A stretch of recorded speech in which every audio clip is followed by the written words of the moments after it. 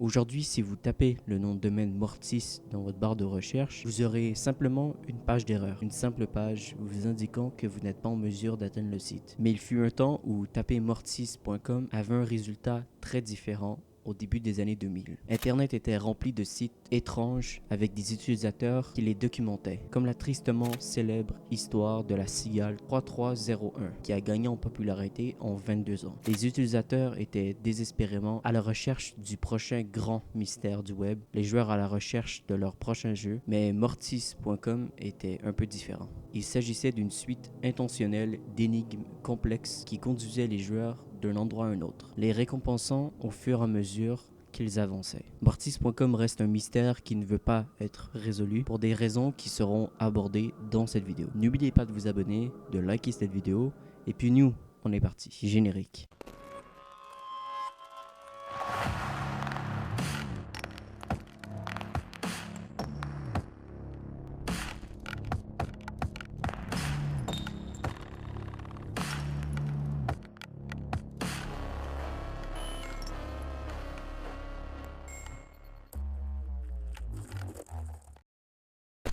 Trouver des informations concrètes sur mortis.com est un défi. Le premier fait dont nous sommes sûrs est que le nom de domaine est apparu en 1997 et n'a été découvert par hasard des années plus tard. Au début des années 2010, le plus ancien post faisant référence apparaît sur la page more de ask.com, décrivant un utilisateur tombant sur le domaine avant de partager ses étranges découvertes sur 4chan. En allant sur ask.com, lorsque le site était actif, on accédait à une page d'accueil simple sur un fond noir avec une boîte blanche qui nous invitait à entrer un nom d'utilisateur et un mot de passe. La plupart des gens à ce stade seraient simplement détournés, mais cet utilisateur particulier a décidé de fouiller dans le code source. Il a cherché à trouver un indice de ce qui se cachait derrière cet écran de connexion. Il a réalisé qu'il y avait quelque chose de bien plus étrange sur ce site web. Le nom étrange et le design monochromatique, l'utilisateur a passé au peigne fin des pages et des pages de code, réalisant rapidement, en plus d'une arnaque, hébergeait une énorme quantité de données. Certains fichiers individuels atteignaient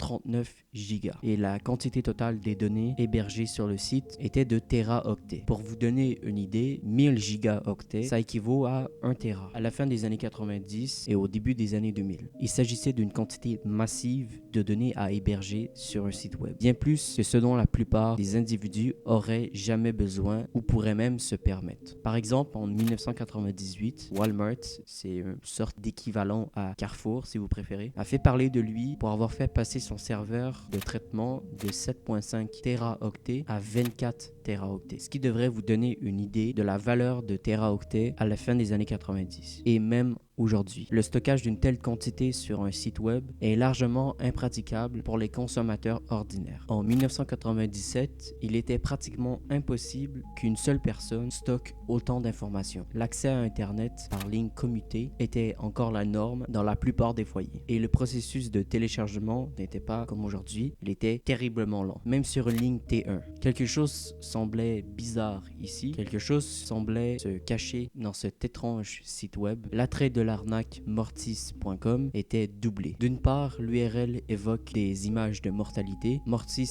étant le mot espéranto pour la mort. Celui qui a nommé le site mortis.com avait soit un sens de l'humour noir, soit voulait que son nom reflète quelque chose de grotesque caché derrière la tombe de connexion. Il se peut même qu'il y ait choisi ce nom pour dissimuler les utilisateurs d'utiliser le site. La conséquence involontaire étant que le nom Mortis a attiré de nombreuses personnes au lieu de les éloigner. D'autre part, en ce qui concerne son attrait, Mortis.com a présenté un défi dès le départ. Un écran de connexion sur un fond noir et c'est tout. Rien de plus, rien de moins. C'était comme si le site web demandait à être accédé par un utilisateur qui était assez intelligent pour déchiffrer le code. C'était en plus l'ère des détectives d'Internet. Pourtant, des détails plus étranges ont commencé à s'accumuler. La rumeur s'était répandue sur la difficulté de casser la connexion. Les domaines de consommateurs moyens n'étaient pas préparés à gérer les attaques par force brute de plusieurs utilisateurs, où un robot automatisé essayait de faire correspondre des millions de combinaisons de mots de passe et des noms d'utilisateurs pour pénétrer sur un site web.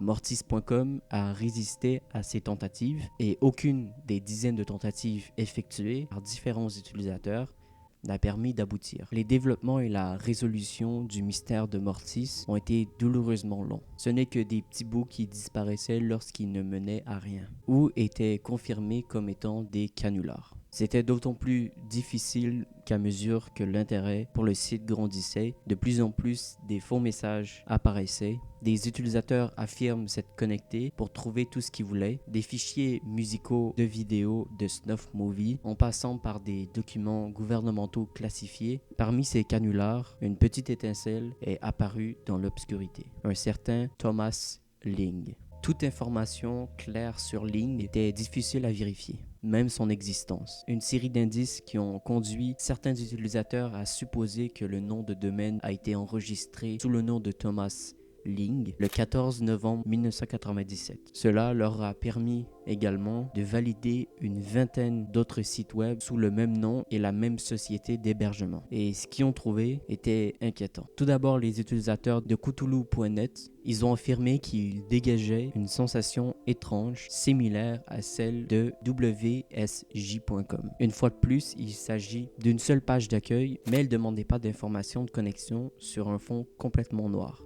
Seules deux choses apparaissaient, la forme d'une pièce du roi d'échecs blanche et une citation disant « Mort, mais rêveur ». Le site web n'avait aucune autre chose de plus. Contrairement à Mortis.com, ceux qui connaissent l'œuvre de H.P. Lovecraft sauront identifier le nom du site Kettle qui apparaissait fréquemment. La citation « Death but Dreaming » est une version paraphrasée d'une partie qui apparaît à la fois dans l'appel de Cthulhu de Lovecraft et de Shadows of Innsmouth. Les utilisateurs ont commencé à communiquer ce qu'ils savaient dans l'espoir de trouver le mystérieux Ling. Il y a eu une évolution qui s'est produite lorsqu'un utilisateur trouva un certain Thomas Ling à Sydney en Australie. Une enquête plus poussée semblait prometteuse, révélant même une adresse. Mais les utilisateurs ont découvert que la propriété est une parcelle de terrain vide et non exploitée. Cette tournure étrange de l'enquête n'a dissuadé personne. Au contraire, cela n'a fait qu'ajouter au mystère de Mortis.com.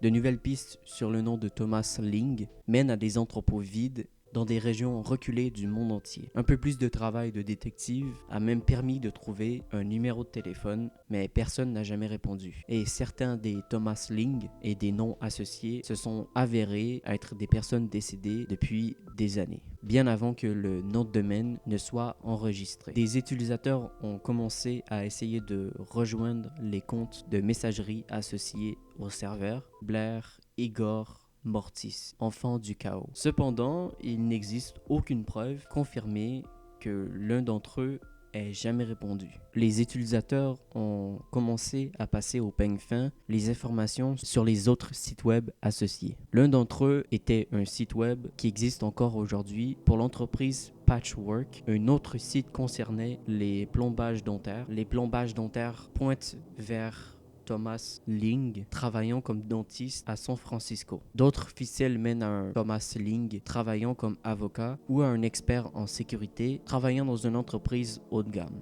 Et bien qu'il semblait que les utilisateurs étaient sur le point de le trouver et de découvrir sa véritable identité, ils ne sont jamais parvenus. En réalité, même si les utilisateurs ont fini par trouver le vrai Thomas Ling, grâce à ses appels, il semble ne pas vouloir parler de son escroquerie à une bande d'étrangers sur Internet, et ce qui est comprenable, par respect pour sa vie privée. De nombreux utilisateurs ont abandonné toute tentative de le contacter et son identité, voire son existence, n'est toujours pas confirmée. Voici donc ce que nous savons de cet étrange site web.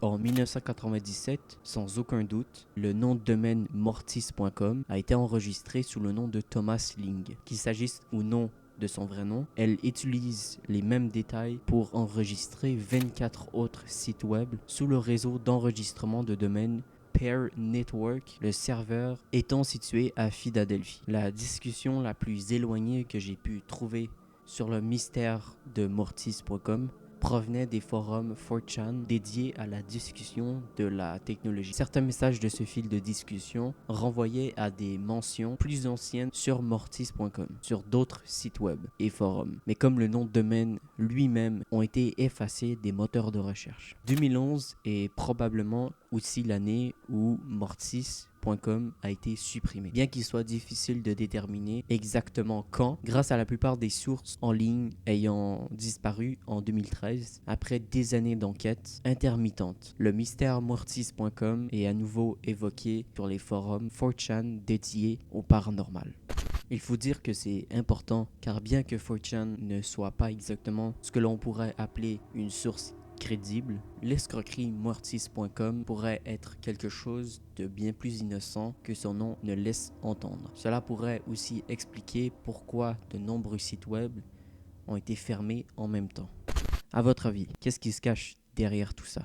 Est-ce que c'est une arnaque? Est-ce que c'est simplement un malentendu? Est-ce qu'il y a vraiment des photos de mariage? Faites-le moi savoir dans les commentaires. Si vous ne l'avez pas encore fait, je vous invite à vous abonner à ma chaîne YouTube.